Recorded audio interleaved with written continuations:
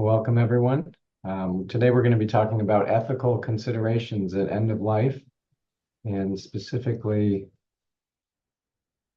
talking about the causes and nature of ethical conflicts and applying principles to cases involving informed consent, decisions and limits, substitute judgment, and best interest standard, as well as code status discussions and problems, and the issue of withdrawing artificial life supports, and identifying some strategies in dealing with conflicts, including the non-beneficial or futile treatment requests.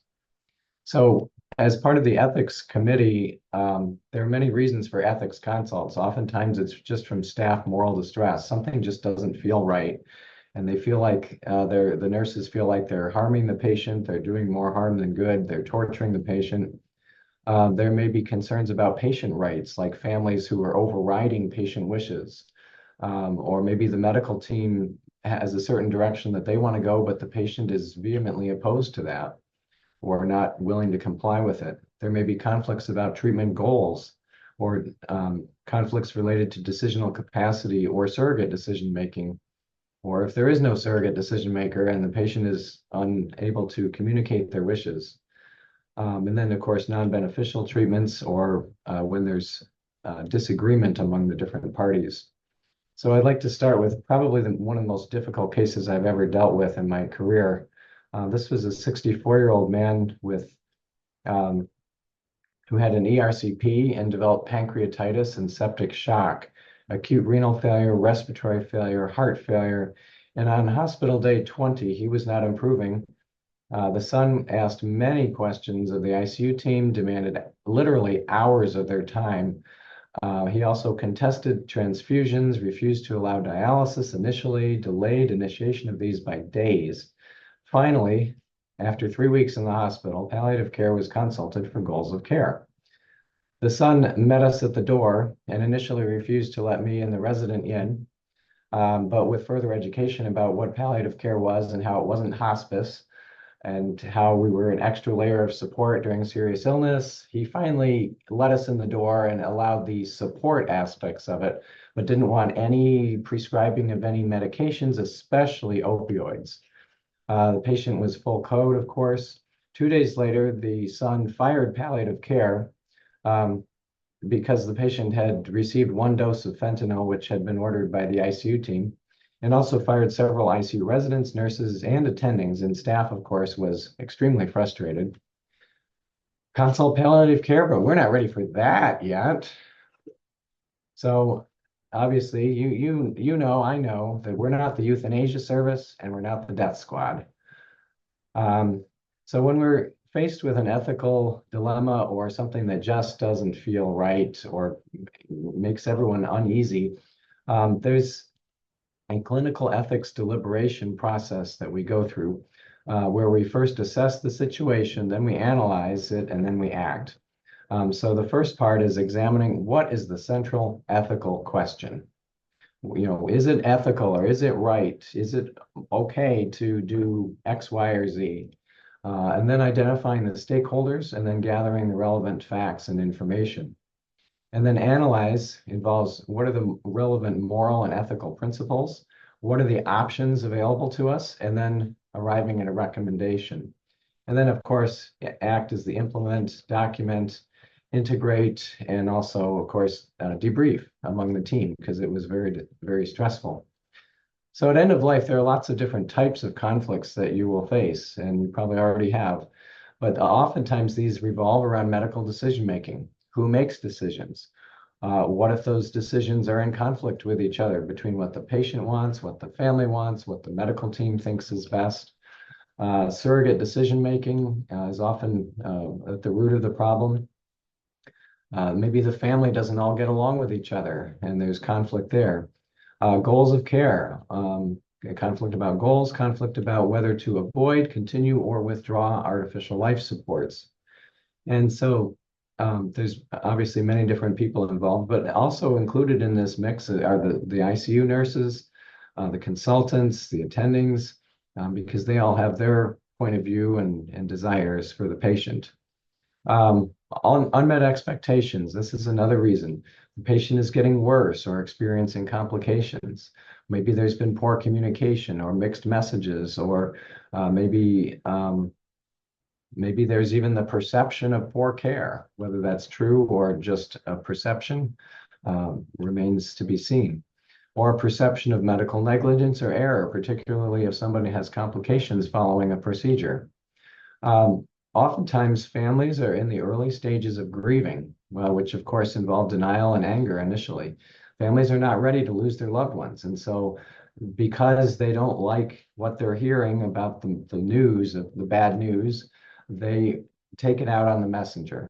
They attack the messenger and they resist at all costs. They resist the possibility that their loved one might die. They may have a belief in miracles against all odds. Um, Patient's prior wishes for everything to be done or not. Maybe the patient has said, "Don't ever pull the plug on me." So family feels obligated to do absolutely everything, even if it's becoming non-beneficial. And maybe the patient's mental state or mood, if they're severely depressed, they may, or if they're in this uncontrolled pain, they might say, "Well, going on living like this is worse than death, so I'd rather die than live like this."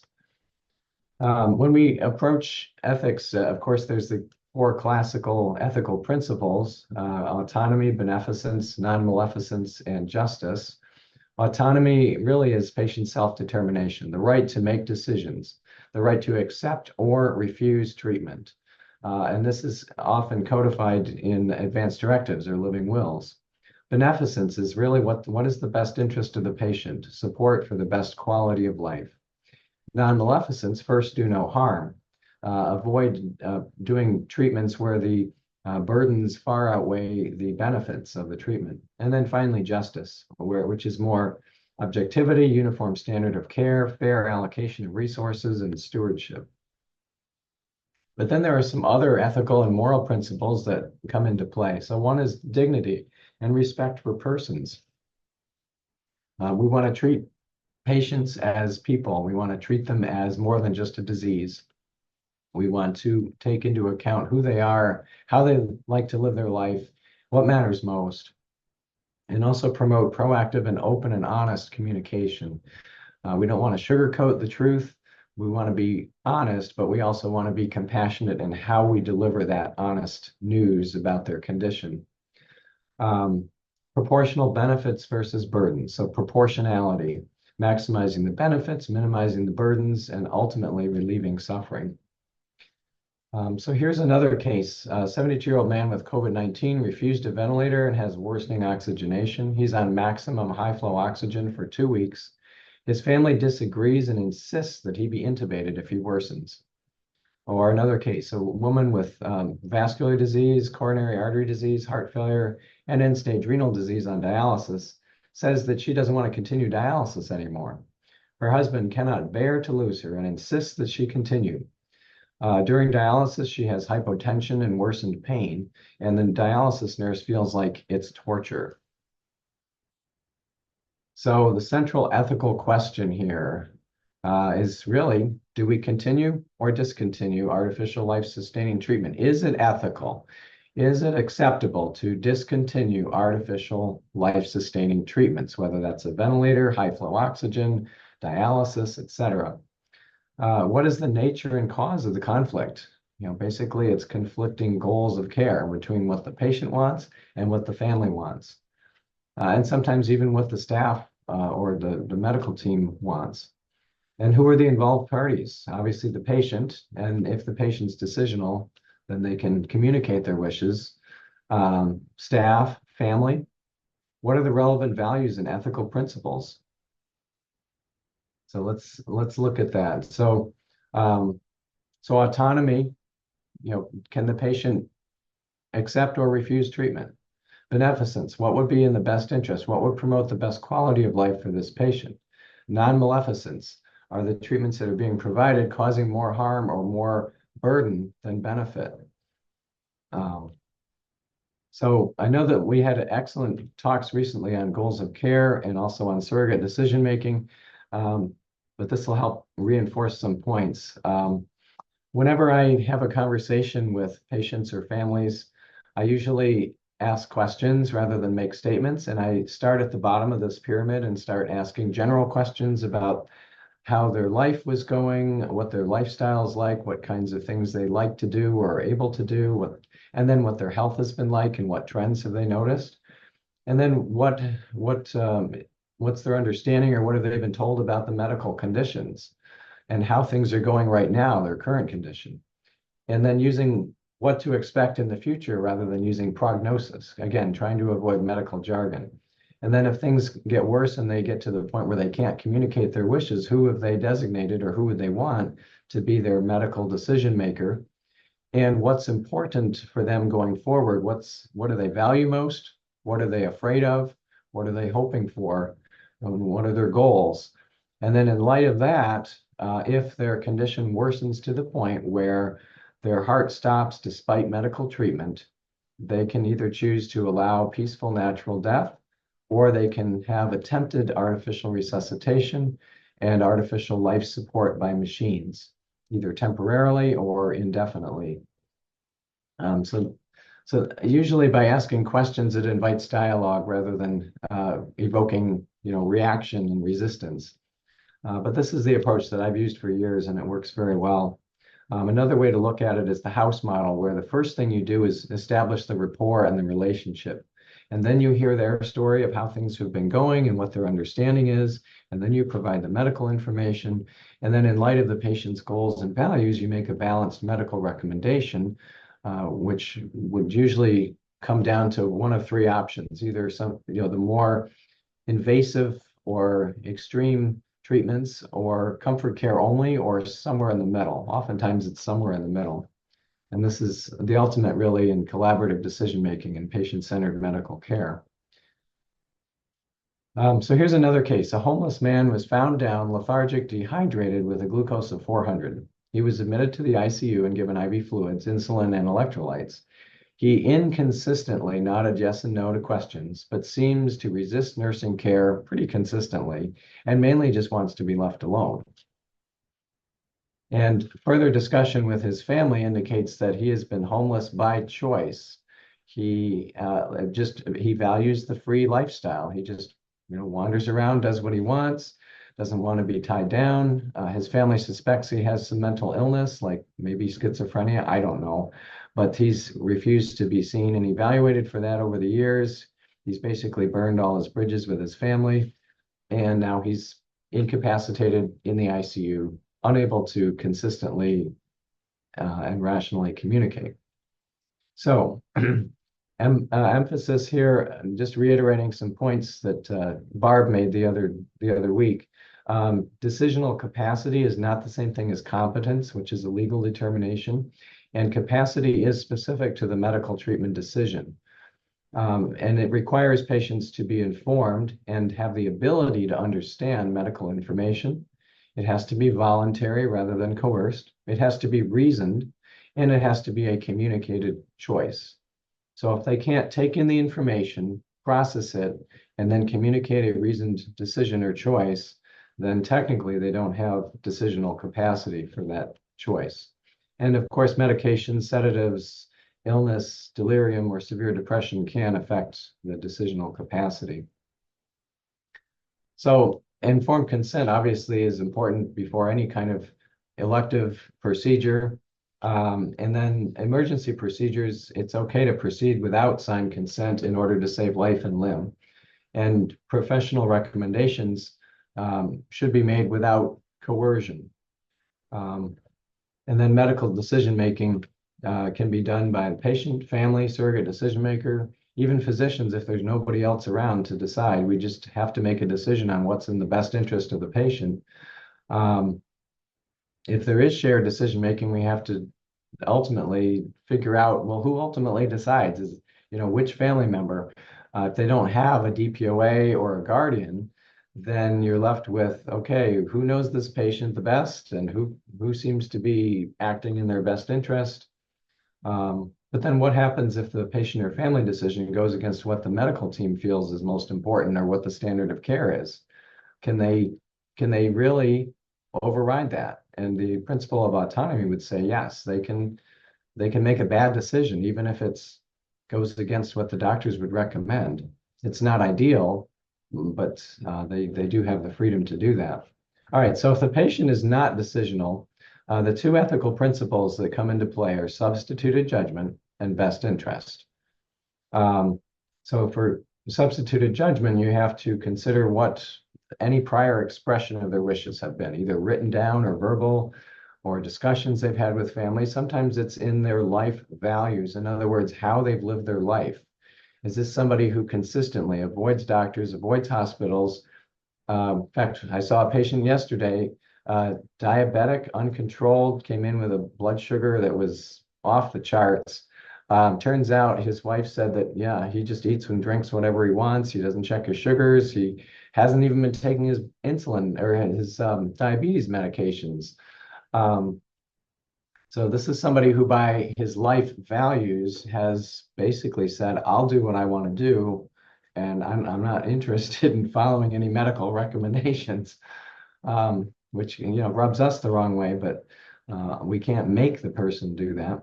So anyway, so if they have a written advance directive or living will, verbal statements, lifestyle, prior patterns and behaviors, and then surrogate decision makers. Now, technically in Michigan, there's no official hierarchy of next of kin.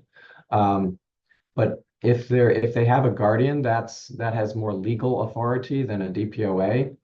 And then following that would be next of kin. In some states, they actually recognize a certain order of things, but not in Michigan.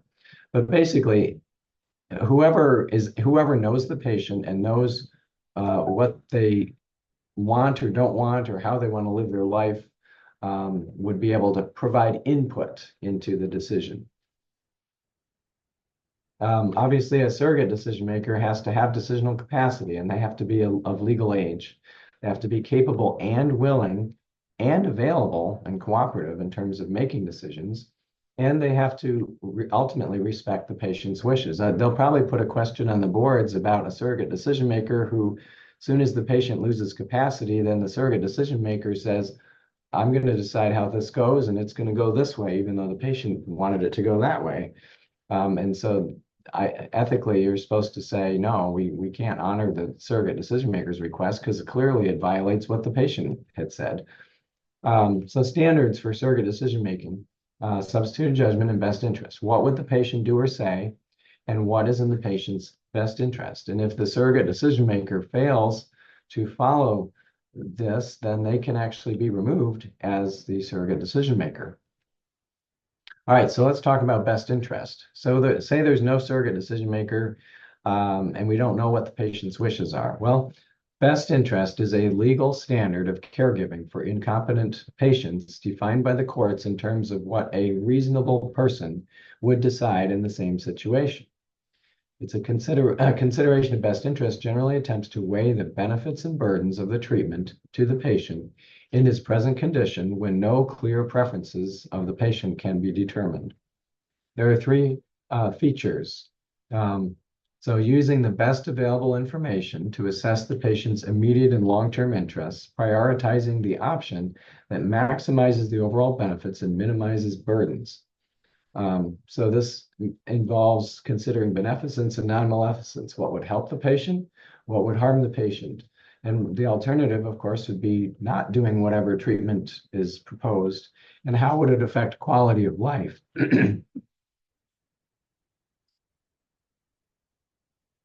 And then what's the minimum threshold of acceptable care? And of course, taking into account the moral and legal duties to incapacitated individuals, we have to treat them with respect and dignity, and err on the side of life and quality of life where possible. All right, so certain treatments that are not excessively burdensome for comprehending patients may be excessively burdensome for patients with dementia. For complications created by the person's lack of understanding often change the judgment of how how to best serve his well-being. In other words, if someone can't appreciate the benefit and finds very little medical intervention burdensome to them and they're resisting it, they're fighting it at all costs, then for that patient, maybe those things are not a good idea. They're not, they're excessively burdensome. So the goal of ethical caregiving in a clinical setting is not to extend the length of life or postpone the end of the patient's life as long as medically possible, but always to benefit the life that the patient still has. In other words, it's all about quality of life and how the different treatments can affect that. So the treatments themselves are morally neutral. You can give, if you can start dialysis, you can stop dialysis. If you can put them on a ventilator, you can take them off the ventilator. But the question is the treatment itself more burden than benefit? And how will it affect the quality of life for whatever time they have? So just to summarize best interest standard, the goal is optimizing comfort and improving symptoms and quality of life while minimizing the risks, harms, and burdens of the treatment. And this includes the use of opioids if needed. Sometimes families are resistant to the use of opioids. I had one gentleman say, well, isn't morphine liquid death? Because maybe he's had a family member who was on hospice and they gave them morphine and they just kind of, and they died soon. Well, they were obviously in the dying process, but there are misconceptions out there about opioids. Some families are staunchly opposed to any opioids at all because they are afraid that the opioids are going to hasten death. And so this is important to address the issue of, can opioids be used in dying patients? And I know I'm preaching to the choir here. Do these medications actually hasten death? And the answer is no. If you use proportional doses, they at least 90% of the time, people live longer because they're more comfortable and their bodies are less stressed. And studies that have looked at this issue have noted that the use of opioids or sedatives doesn't precipitate death if you use proportional doses for symptom control. And that's why people with hospice sometimes live a lot longer than not hospice patients because they're more comfortable. So ethically, I guarantee you'll see this on the boards, the principle of double effect, where the treatment purpose or motive is to relieve sufferings and symptoms. The death after opioid administration is due to the underlying disease and not due to the medication. And we have an ethical duty to provide relief or comfort, especially at end of life. So let's take a deeper dive into double effect. Some people call this the doctrine of double effect. That sounds so formal, doesn't it? So you look at any kind of action like giving opioids, giving benzodiazepines. Is it good? Is it morally justified? Is it morally wrong? And so an action with good and harmful effects, in other words, potential side effects like respiratory depression or apnea, is only permissible if the immediate act is not intrinsically morally wrong. In other words, the treatment itself is therapeutic or beneficial, and that treating symptoms falls into that category. The direct intention is to achieve the beneficial effects, in other words, the improvement of the symptoms, not to cause harm. In other words, you're not trying to kill the patient with the medication. The harmful effect is only a foreseeable side effect and is avoided as far as possible. And number three, there is proportionate reason for tolerating the bad effect. In other words, the benefit is equal to or greater than the harm. Less harmful treatment is not available or effective. And then finally, the beneficial effect is not achieved by means of the harmful effect.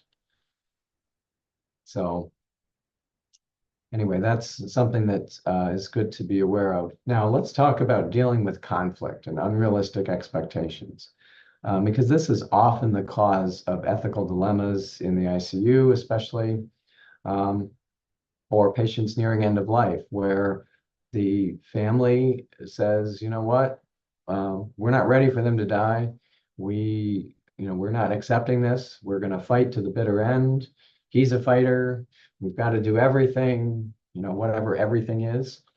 So how do you approach families when you're dealing with conflict? So here's a case of a 72-year-old woman admitted to the ICU after urgent cardiac cath for STEMI and cardiac arrest.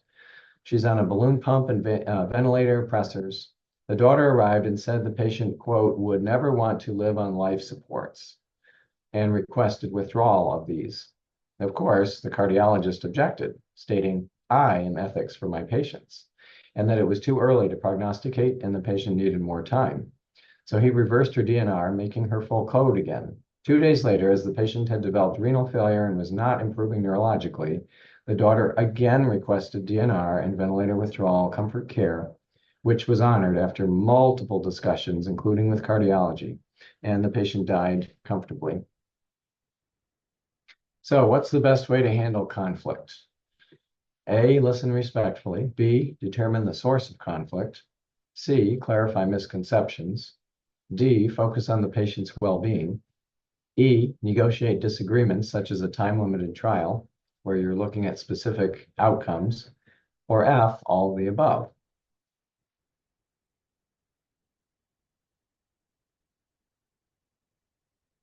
I think the answer is probably pretty obvious, but any of the fellows want to chime in?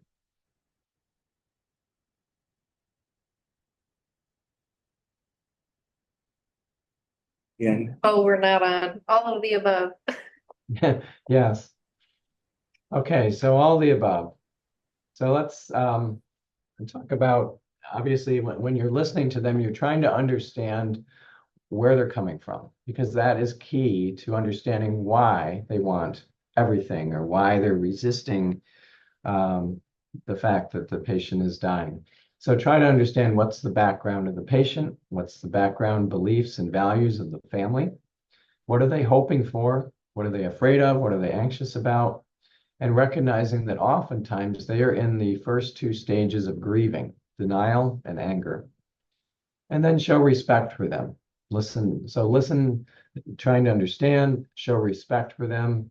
Don't make them feel like they don't know anything or they're not important.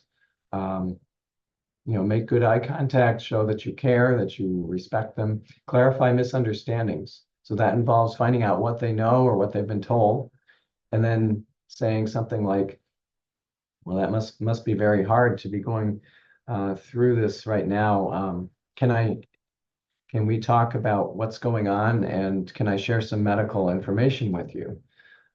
Because then they'll give you permission, and then maybe they're more ready to hear some of the medical news. But emphasizing, of course, that if they're emotional, that's not a good time to try to share medical information. And your goal is not to come in with information to try to reason with them to change their mind. Your goal at first is to establish rapport, address the emotions behind these statements. Another statement that's helpful is, I can see this isn't the result you're hoping for. Can you tell me more about what you're feeling and thinking right now and how we can help? And then let them talk, let them vent. And then after they've calmed down or after you've responded with empathetic statements, then when they seem ready to receive medical information, then you can give them information. So address the emotions first and then address the informational needs. Clarify misunderstandings. You mean a ventilator is a life support machine? I can't tell you how many times I've heard that. People don't understand that a ventilator is actually a life support machine. And then trying to avoid jargon like intubated. People don't know what intubate means, really. So especially for the residents on the call, try to watch out for the medical jargon. And then next is avoid harms to the patient. And specifically, don't offer medically inappropriate treatments. If you really don't think that doing a procedure or offering a particular treatment is really going to help the patient, you don't have to offer it. Just like a surgeon isn't going to offer surgery if they feel that the operative mortality risk is prohibitively high. If you offer it, people will interpret that as, oh, they're offering it. It must be a reasonable option. I'm going to take whatever they offer because they must think it's a good idea if they're offering it as a viable option. So this applies to things like code status. If somebody truly is dying at end of life, they're on maximum pressors, ventilator, dialysis, and their heart stops, it's the end. So in that case, it would be best not to even offer artificial life support or offer to code the patient. And I'll talk about this in a minute of how to phrase it. Then negotiate a time-limited trial with specific goals identified, and then communicate regularly with the family. So actually, let me jump back to the don't offer medically inappropriate treatment. So for instance, a way to phrase it with code status would be, and this is what we did yesterday with the patient who's on the ventilator and on dialysis, is if or when his heart stops despite all the artificial life supports and everything that we're doing to try to help him, then we want to respect that and allow peaceful, natural death rather than subject him to CPR, which has a less than 1% chance of actually helping him survive with intact neurologic function or something like that. All right, so strategies at end of life. In fact, this is a good segue into the GoFire score. 90-year-old with advanced dementia and massive intracranial hemorrhage, whose full code, dependent on the ventilator, dialysis, and vasopressors, and on admission, the family had stated, do everything. Code status was discussed, including risks and burdens versus benefits. And again, the GoFire score, which stands for good outcomes following attempted resuscitation, for the odds of successful CPR with intact neurologic function. In other words, somebody who isn't just alive, but able to do things for themselves, able to do self-care. The family's unsure, they wanted more time and cannot bring themselves to say no to doing CPR. I put the link at the bottom, but it's gofarcalc.com, or it's also an MD Calc, so you can look at it on there. But this is a very helpful tool. If somebody's full code and you really don't think it's going to help, you can plug in their numbers, their age, their medical comorbidities, and then it'll give you a score and translate that into a percentage likelihood of surviving CPR with intact neurologic function. And it usually breaks it up into less than 1%, 1 to 3%, or 3 to 15%. Those are the three ranges that it brings in. Another case is a 59-year-old alcoholic with liver disease, history of meth use, admitted to the ICU with acute respiratory failure due to COVID pneumonia, ARDS, shock, felt to be cardiogenic and septic. He's on 100% FiO2 on the ventilator. He's on pressors. He's on sedatives to prevent alcohol withdrawal. He has AKI with severe metabolic acidosis and is on CRRT dialysis. And the family said, do everything. There's no DPOA. The next of kin is a 16-year-old daughter who's not of legal age. The ex-wife is uninvolved, and the sister refused to make decisions or return calls. The niece, however, is really the only reachable relative that's over that's 18 years old, but she also refused to make decisions. So here we are, sitting on all these life supports, and nobody's willing to make a decision other than the initial do everything. So there are several levels of consent in order to make medical recommendations. So informed consent, this is where the family, an example would be the family said, no CPR if the heart stops. Informed assent, well, maybe the family can't quite bring themselves to say no to CPR, but they're in agreement or willing to go along with the physician recommendation for no CPR. And then the third one is informed non-dissent, which is a very powerful tool. Where you inform the family and they don't voice any objections to not doing CPR. If you ask them what they want to do, they'll, say, well, do everything. But what does everything mean? And is everything really going to help the patient improve quality of life or help them live better? So informed non-dissent. You inform them when the heart stops, despite everything that we're doing, we will respect that and allow peaceful natural death. And the family doesn't disagree. So there's a double negative there. So you can change code status to DNR using informed non-dissent principle and also using the non-beneficial treatment principle as well. We don't usually use the term futility because futility is in the eye of the beholder. The family might say, well, they're still alive, aren't they? That means their treatment must be benefiting them. But the definition of futility is actually unacceptable likelihood of achieving an effect that the patient has the capacity to appreciate as a benefit, or excessive effort or finances, excessive medical intervention with little prospect of altering a patient's ultimate clinical outcome. And some of the factors involved in determining if it's non-beneficial would be, what are the patient goals? Does the patient want to maintain their independence and would never want to be in a nursing home? or stuck on dialysis. The physician clinical judgment of, especially regarding prognostication. And we know that that's not an exact science, but there are principles that you can follow.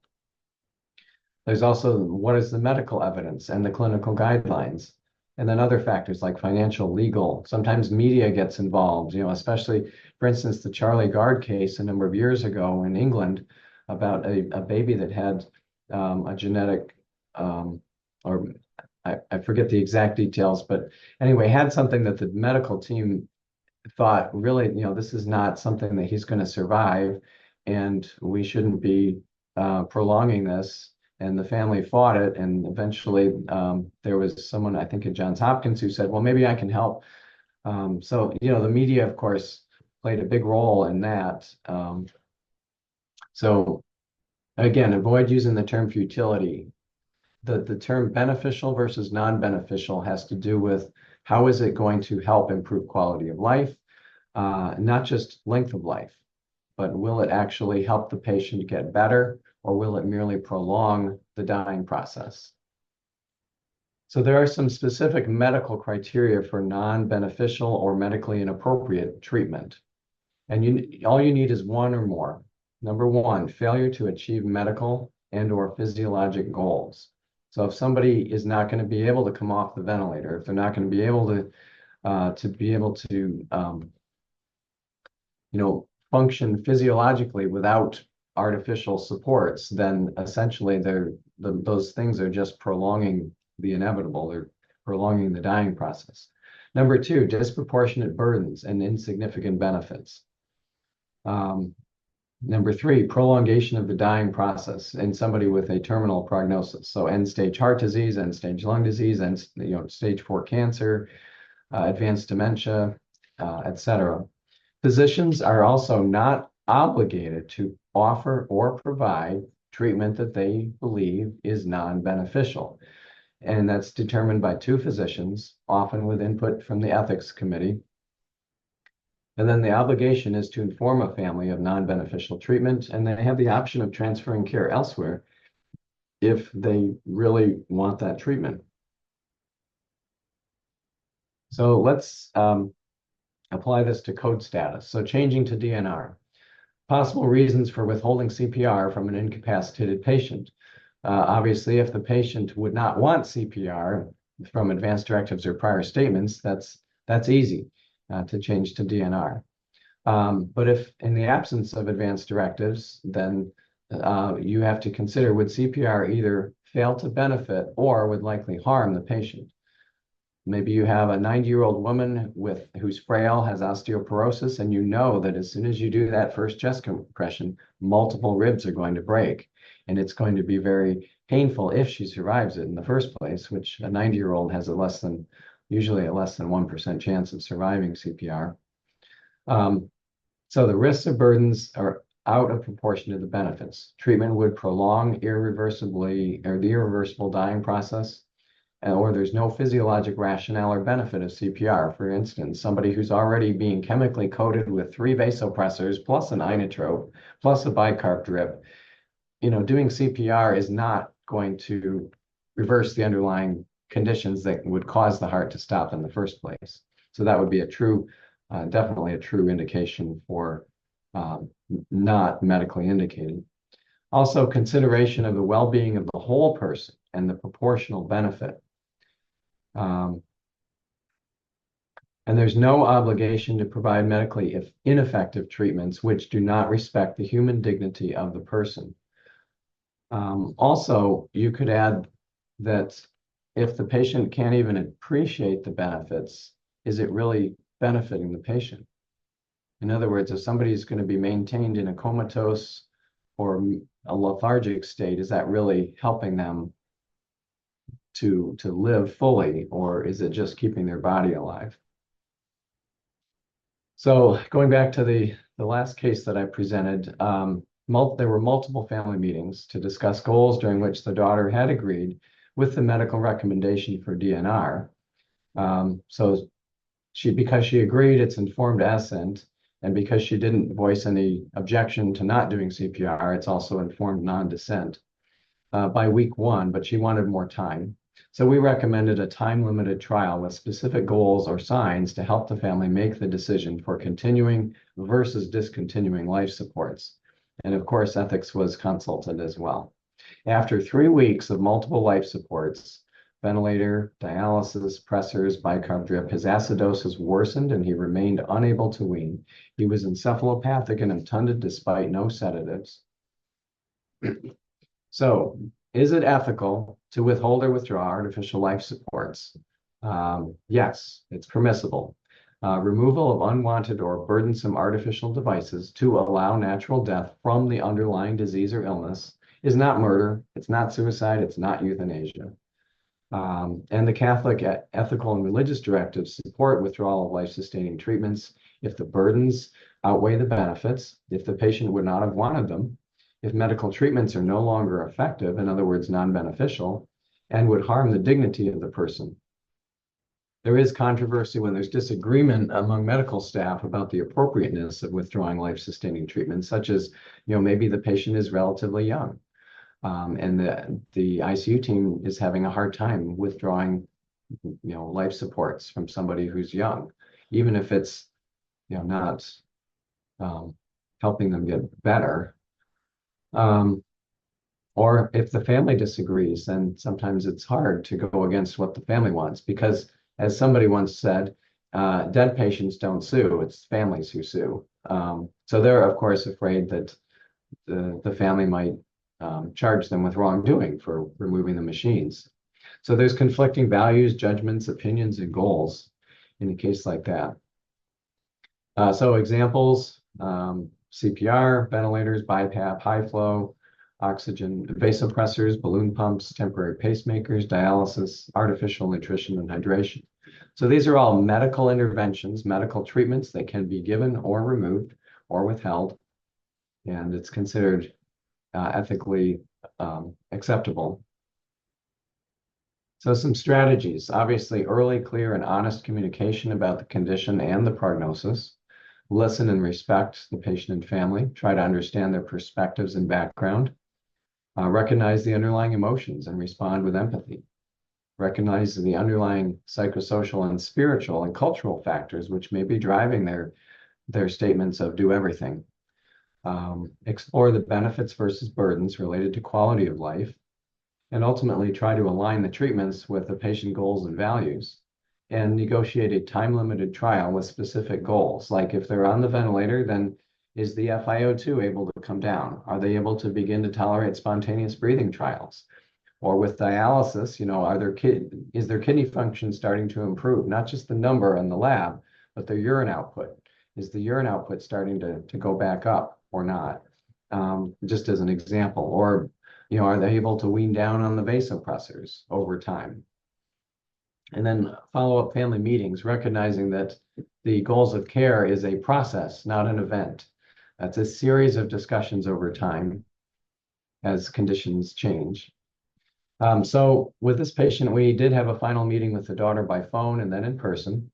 The clinical situation was explained yet again, noting the signs of patients slowly dying despite aggressive life supports and treatments. In other words, he's getting worse, not better. And an ICU attending once said that if someone in the ICU on life support is staying the same, but not getting better, then they're actually getting worse because their body is getting weaker and more dependent on the ventilator. And there was agreement in this case, both with the ICU attending and the nephrologist, to simultaneously stop CRRT dialysis and vasopressors. And the daughter voiced assent and did not voice any disagreement with stopping these. And the patient did die shortly thereafterwards while still on the ventilator. And regarding medically inappropriate treatment, ethics weighed in and said multiple criteria were satisfied for multiple treatments, some of which were permissibly withheld and others were permissibly withdrawn. The patient was, for the purposes of medical decision-making, unrepresented. So when they're unrepresented, it's up to the physicians to make decisions according to the patient's best interests.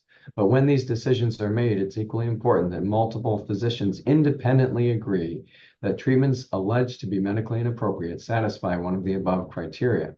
this occurred in this case, which permitted the decision to withdraw some treatments. So in summary, I hope that you've been able to get a better understanding of some of the causes and the nature of conflicts at end of life, and review and apply ethical principles to cases such as those involving informed consent, decision-making, and limits on that, including substitute judgment and best interest standard, DNR and withdrawal of life-sustaining treatments, and then strategies for dealing with conflict, especially related to the non-beneficial treatment issue.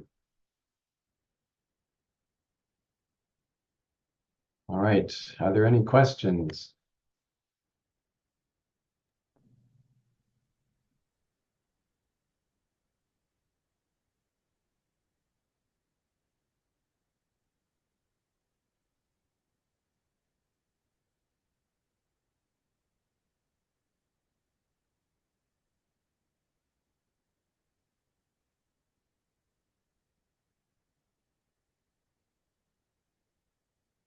All right, well, thank you again, Mike, for that excellent talk, and reminders of everything that goes into play. One of the principles that I see kind of used quite a bit and almost overemphasized in ethics, especially when we're talking about medical treatment, like medical decision making, is autonomy. I feel like within our culture that's something that's emphasized much more than the non-beneficence or non-maleficence, and even justice. Can you speak to some of that as well? Is that something you've noticed as well? Yeah, absolutely. Yeah, in our society, in our consumer-driven mindset, where the patient is the customer and the doctor or NP or PA is the medical service provider, it's kind of like, okay, whatever the patient wants, they get. If they ask for it, we have to do it. And people feel there's an awful lot of cultural pressure to just comply with what the patient or the family asks for, because that's easier in many ways than trying to resist or argue for, a common sense approach. And then there's the whole medical legal fears that, well, if we don't do what they want, they're going to sue us. And some families have actually said that if you don't do dialysis and do the trach and peg, we're going to sue you because we're not ready for mom to die yet, even though mom is 95 years old and with dementia and on a ventilator and on dialysis and on pressors. There's an awful lot of pressure to continue things just because the family's not ready to let go. So I think recognizing the underlying emotions behind it and responding initially with empathy and support, and then giving them time and space to process the information. And then over time, hopefully, they will begin to see whether the treatments that are being given are actually helping someone get better, or if they're just maintaining them in this slowly dying process. Some families never get there. Some families resist to the bitter end because they just can't fathom losing mom or dad or whatever relationship they are. And it's hard. And so sometimes the language that we use will help soften the blow or help them have a better understanding or kind of put it in perspective. Like when they say, I can't give up. We've got to do everything. And using phrases like, we are doing everything. We're doing everything that we can. And unfortunately, your loved one is getting worse, or that the body is getting weaker and starting to enter even using the D word, the dying process. That the machines are artificially prolonging the dying process, and kind of let that soak in. But obviously prefacing it with an empathetic statement, acknowledging how hard this must be, how stressful, how scared, or I can see this isn't the result you were hoping for. We're here to support you during this difficult time. And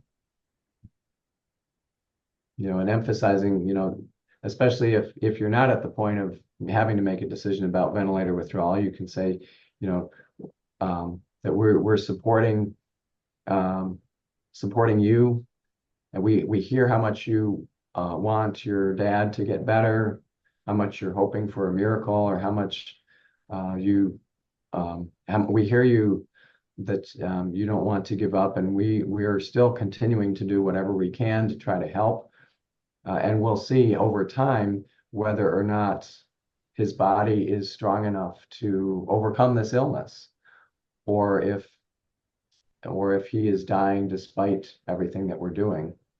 And so just kind of planting that seed and then giving them time and space, whether that's, a couple hours or a couple days or even sometimes a couple weeks. Hopefully they will eventually see that the treatments are not really benefiting the patient in the big picture. They're just prolonging the dying process. And it's not always clear up front if somebody's going to survive or not. Sometimes people turn around within days, and then you can follow the trends over time. So encouraging the family to follow the trends over time, to see if things are actually starting to improve or not. And then that lays the foundation for later discussions about, well, if the medical treatments aren't helping them get better, then we need to talk about how much longer we would continue those versus removing them and allowing natural death from the underlying illness.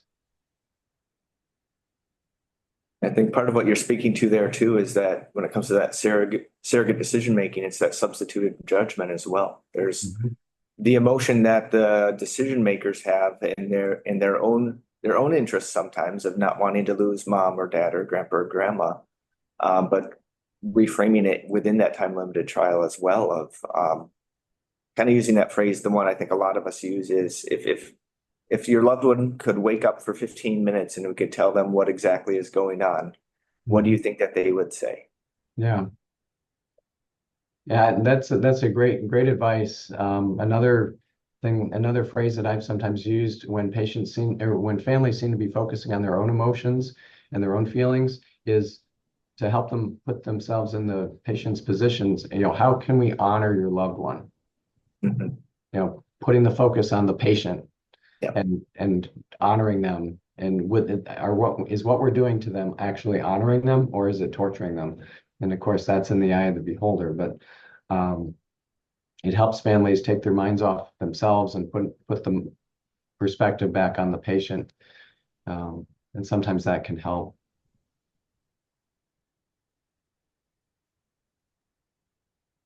Any other thoughts, questions, comments? Yeah, this is Ken Hansen. Hey, so Mike, I'll just throw something out maybe to consider for next year. I had a patient request medical aid in dying the other day. And I think the ethical dilemma is he has a life-limiting diagnosis, but he's not terminal at this point, if that makes sense. He's not actually dying. And so I think that raises a lot of ethical issues, right? Some would say it's the ultimate expression of autonomy, but I know in talking in this circle, a lot of us are kind of against that, right? That we're going to be an agent, in the patient's death. So just food for thought. Yeah, and I purposely didn't touch on MAID or VSED because I feel like those could be 1-hour talks in and of themselves. Oh, I agree. I think there may, at least in past years, there's been a separate talk addressing those two issues. Plus in Michigan, MAID isn't even legal, but in I think it's 11 states it is. So there's legislation in our House and Senate now, so it may come through this year, 2025. So we'll see. Yeah, but no, I mean those are definitely issues that we'll need to grapple with. I just didn't have time to put it all in this talk, and those are, I think, best served with a separate talk like they have been in prior years. Sure, sounds good. Thanks.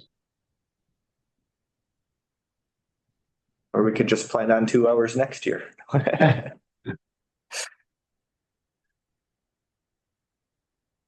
All right. Well, thanks again, Mike, for sharing with us.